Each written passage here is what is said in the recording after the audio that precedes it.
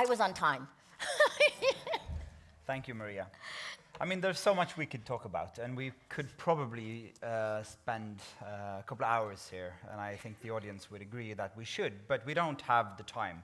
So we're going to go into some of the details also in the work of your organization, IFPIM. And we are using the report 2024, A Moment of Truth, as a frame for this conversation as well.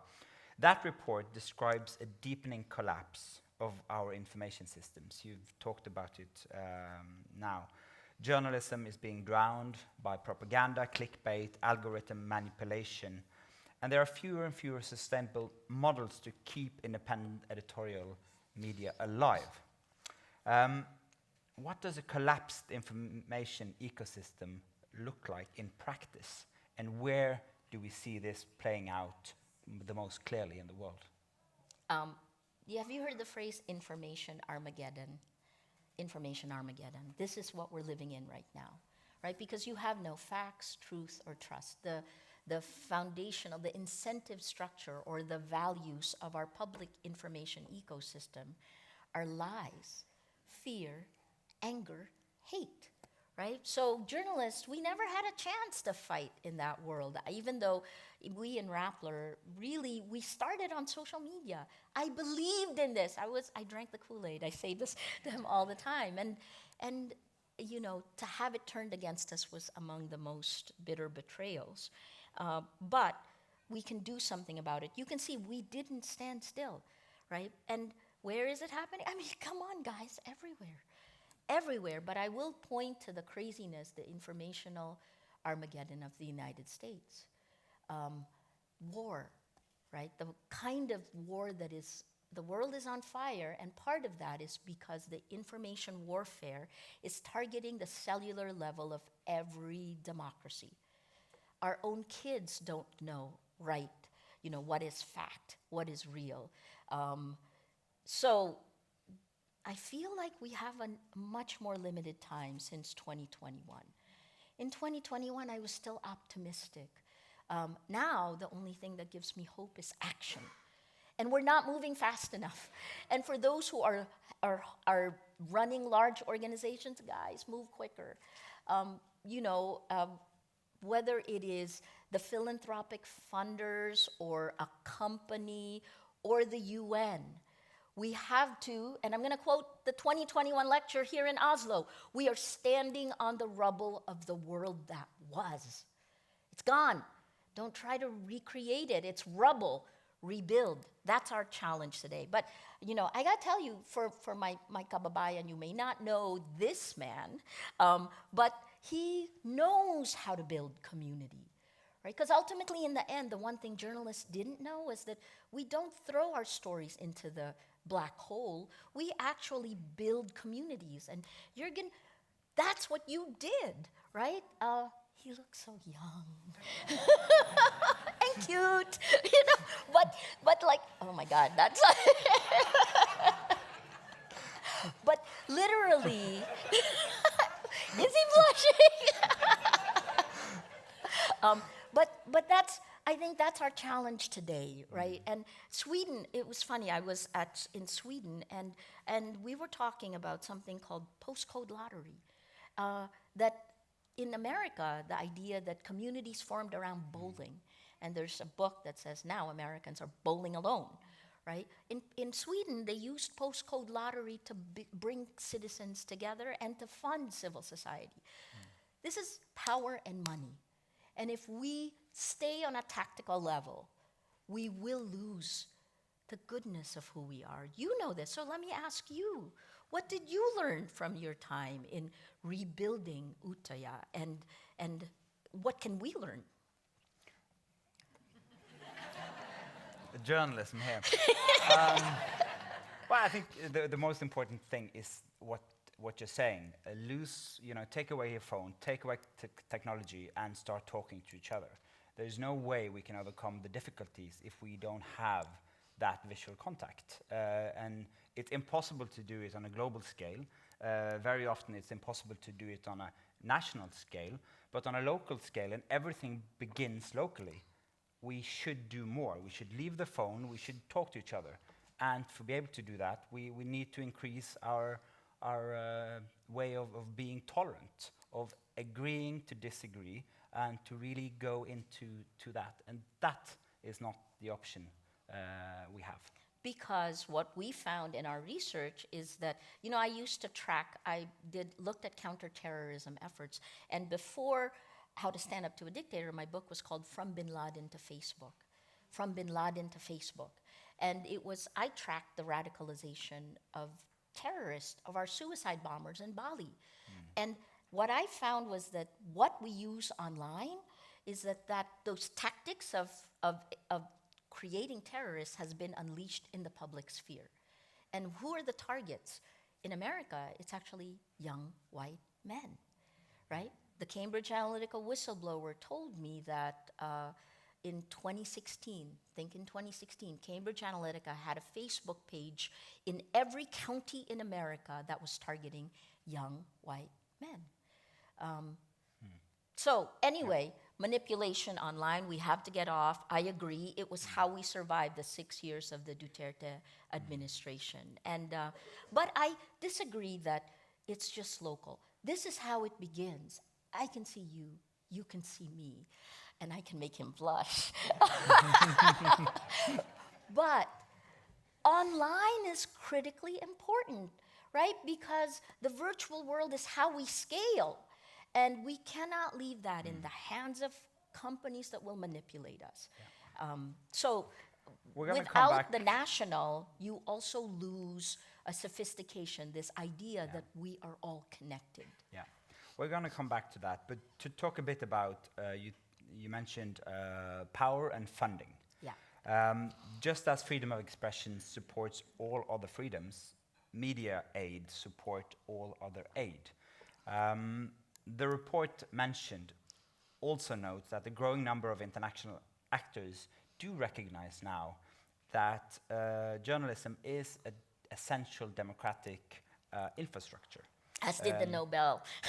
And the Norwegian government is actually highlighted as one of the good, they're doing it. But how important is this kind of donor recognition? And what role can countries, such as this one we're in, play in building more resilient information ecosystems? Super, a lot, right? So if tech companies abdicated responsibility for protecting the public sphere online, democratic governments also abdicated responsibility, because this is why, in the long term, the solution is education. The medium term is legislation, which leaves us in the short term, it's only us. Right? So that's part of the reason we're manipulated, we go through. But the old models of funding focused on, again, right, like nothing about, if you want to train journalists, sure. This isn't about training. This is about survival, and this is about knowing, getting information that our communities need. So I think part of this is the brainchild of our CEO, Nishant Lalwani, who's also here, and you should talk to him. But part of what we put together in IFPIM, we got to think of a better acronym than IFPIM. But IFPIM, but my co-chair is Mark Thompson. Before he took over CNN, right? He was the guy who was BBC, and then he revamped the New York Times, and now he's at CNN. So he likes challenges. We've worked with Nishant on here to try to figure out what's the best way to help news organizations survive. One is that you guys here, you know how privileged you are. Norway knows. But, oh yeah, you also have a threat, though, hanging over your head. But like, part of this fund is looking at the global south. How do we survive this time period while we get the right laws in place? And core funding is incredibly important. And there are actually right now almost no other media funder that gives core funding to news organizations around the world. So unless you want a terrorist in my part of the world going through, well, again, very hard to say, because Norway has also taught me so much. I mean, again, Anders Breivik didn't come from outside, but the radicalization online is what is happening all around the world right now. The guy who shot, the guy who was arrested for shooting the Minnesota state senator and her husband, right? He was radicalized online. So this stuff is like a virus that infects you, that spreads, and like epidemiology, you hit a tipping point. The world is very close to a tipping point. And the journalists that we are trying to help survive, the journalists are putting their lives on the line, literally. Last 2023, the number of journalists killed spiked, and 75% of those journalists were killed in Gaza, right? So there's so much, but it's been a long trend, 17 years, where the journalists have been increasing attack, has brought decreasing quality of democracy all around the world. I didn't really answer your question. I did, but well, I'm not leaving it yet, because in many low-income and medium-income countries, commercial revenues for journalism have dropped 80% the last couple of years. And if the market has failed, what kind of funding system can we rely on? Okay, so first, I want to tell you that the woman I'm trying to recruit as my CEO is here, so you have to go flood her and tell her she has to take over as the CEO of Rappler. What is the funding, right? The funding is, she's sitting in the second row, so you can see. Because the next generation leadership has to go. So what is the, news organizations also have to evolve. And the advertising business model is dead, right? Because where did they go? They funded big tech. And that's being used to manipulate you, right? So the Cannes gave me the Lionheart Award last year. And there were like thousands of people in this room. They themselves knew that they were going to be eased out. Advertising is a middleman. And now big tech is shifting into that already, right? And I could see it. Like it used to be advertising companies were the ones that were on the beach. Now it's the tech companies on the beach, right? So advertising is dead. Where do we go? It is data and tech. We cannot leave data and tech in the hands of predatory companies that have no values for, oh my gosh, that thing that was launched 80 years ago, the Universal Declaration of Human Rights that underpin our countries. The Philippines is one of the first signatories to that, right? We have to #reclaim our rights. So how do we survive? We evolve, and I hate to use the word innovate because that has been like model. You know, tech has shifted the world because they use opaque words. So for example, ChatGPT or any of this, right? They claim they hallucinate.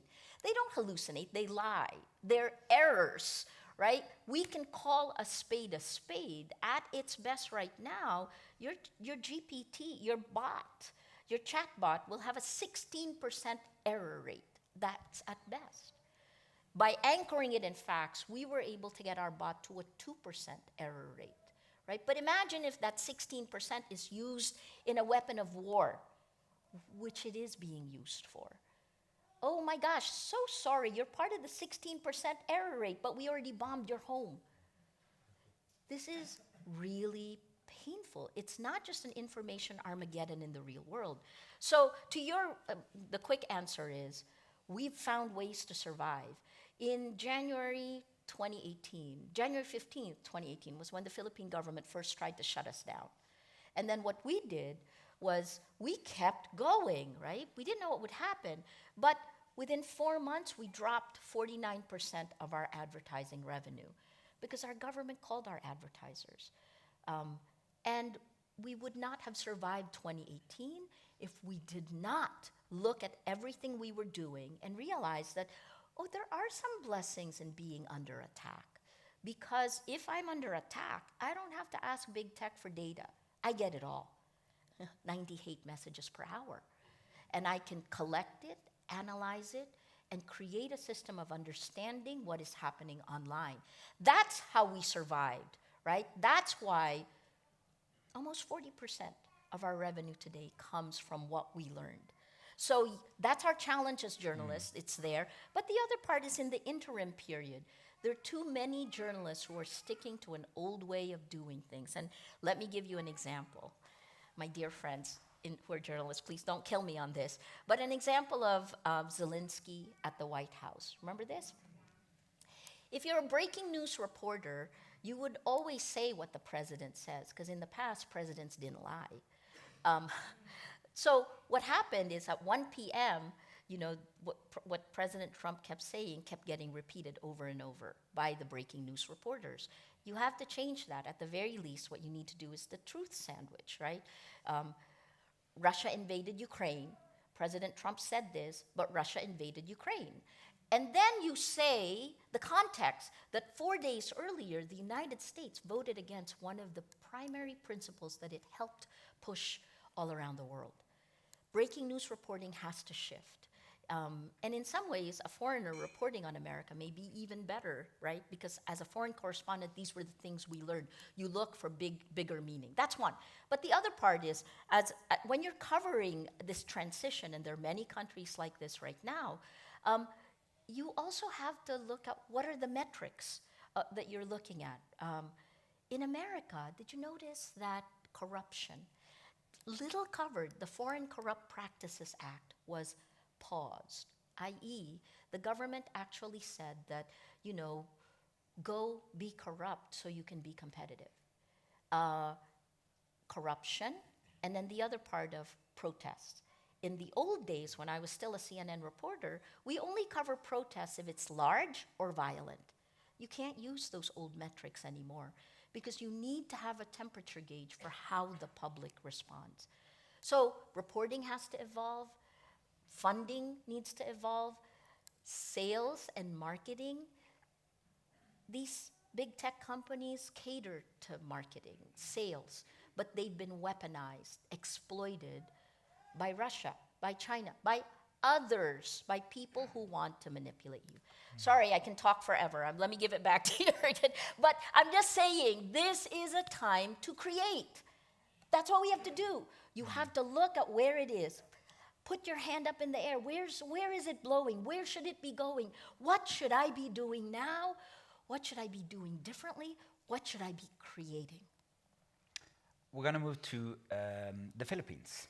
But before coming to the Philippines, if you go from Norway to the Philippines, very likely you stop by Istanbul and Turkey. So just to give you a bit of a frame on the question, PEN Norway has been working in Turkey for decades, seeing particularly how the government has been misusing its own laws to silence not only journalism but other authors. Right. Misusing your own laws to silence journalism is obviously something you have a very long experience with in the Philippines. But can you tell us a bit more about the developments of the Philippines since 2021, where it was, of course, a big thing here in Norway with the Peace Prize to yourself? I think that you can look at the Philippines to find lessons for how to cope with your own, as your societies go through what we went through. I think we were just slightly ahead because the Cambridge Analytica whistleblower also said this, that we were the country, along with other countries like and this is in Africa, Kenya, Nigeria, we were places where they tested tactics of mass manipulation. And if it worked in our country, they transported it. They then brought it to America. Why? The Philippines history, 300 years in a convent, 50 years in Hollywood. 300 years under Spanish colonial rule, 50 years under American colonial rule.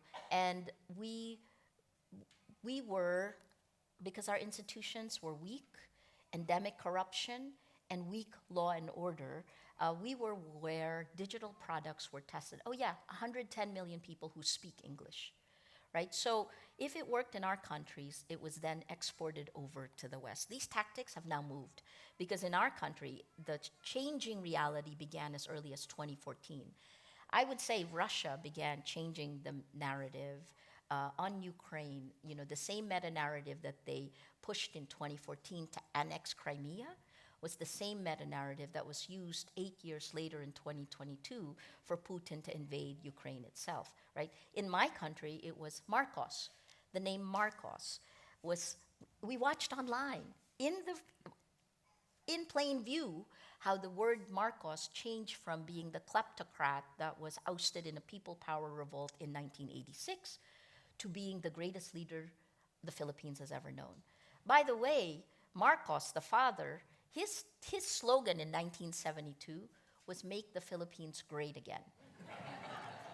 I am not kidding.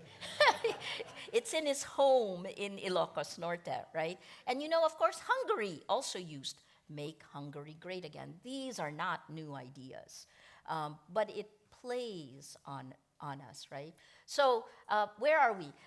6 years of Rodrigo Duterte. Oh my God, I forgot to tell you, which I hope you know, right? In the 6 years under the Duterte administration, the first casualty in our battle for facts was how many people were killed in our brutal drug war. In this museum, you saw the photos that were there. It depends on who you will trust, but it went from 5,000 people killed to over 30,000 in the first 3 years of the Duterte administration. Over 30,000. We don't know how many people were really killed, but what we did in Rappler was we kept going and kept doing the stories. And in March, Rodrigo Duterte was arrested on alleged crimes against humanity. Notice I put the word alleged in there because I'm a journalist. Alleged crimes against humanity, and he is now in detention at The Hague awaiting a September trial. And I'm still free.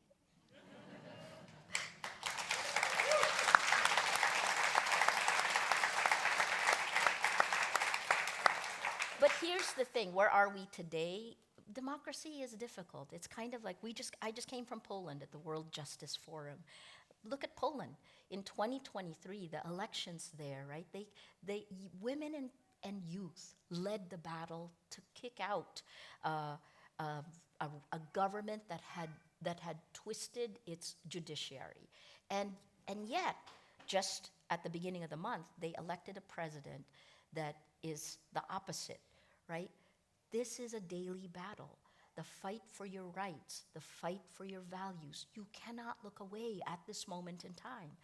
This is the moment of truth. So in the Philippines, there's impeachment trial against the daughter of Rodrigo Duterte, our vice president, Sara Duterte. And who knows what will happen next. But I will say that the world is crazy when I feel safer in the Philippines than I do in America. I do feel safer in the Philippines. Thank you, my government. In a world in flames, your phrase, "hold the line," has become a global call to action, and far beyond Rappler, far beyond the Philippines. And holding the line, as the way I remember you talking about it, does not require just journalists. It requires politicians, institutions, civil society, international solidarity. That was 2021. Yes. What does hold the line mean in 2025? Even harder. I mean, this is the reason. I feel like I'm chasing my shadow around the world. In 2024, there were 74 major elections. 2024 was the tipping point year for elections. But all those people we elected took office in 2025, right? So now, even more. We have to have a whole of society approach. And I hate that phrase because militaries use it. But you can see from #FactsFirstPH that journalists couldn't do it alone. Politicians can't do it alone. I am really worried about governance today. It is impossible to govern. That isn't the case yet in Norway. Do not let it get to that point, right? Be involved now. But this is all of us. We are choosing and building the path ahead. And this is the moment where you have to say, I want my rights. Because if you don't, we are, even more than in 2021, we're closer to the edge of the cliff, and we're about to fall off. And it's not a coincidence that the world is on fire. And this, again, I said in the Nobel lecture, online violence is real-world violence, right? Words aren't just things you push out there. This changes a person. The first person who committed suicide because of the chatbot was not in the global south. It was in Belgium, right? We're being manipulated. So, to go back, we need government to put in place safety measures, laws. We need educators to help our next generation find meaning, right? Do not burn the books again. We've lived through this. We need each of us today, especially if you have kids, right? COVID had brought an epidemic of loneliness. You are not alone. You together, we need to do this now. Otherwise, hold the line was in Rappler. We were trying to figure out, we're not activists. Journalists are not activists. I'm an old-style journalist, right? But when it is a battle for facts, journalism is activism. And that's for you. You need facts, so join us. Thank you for holding the line. Thank you for coming here, and thank you for this magnificent conversation. Thank you. Thank you, Jørgen. Sorry.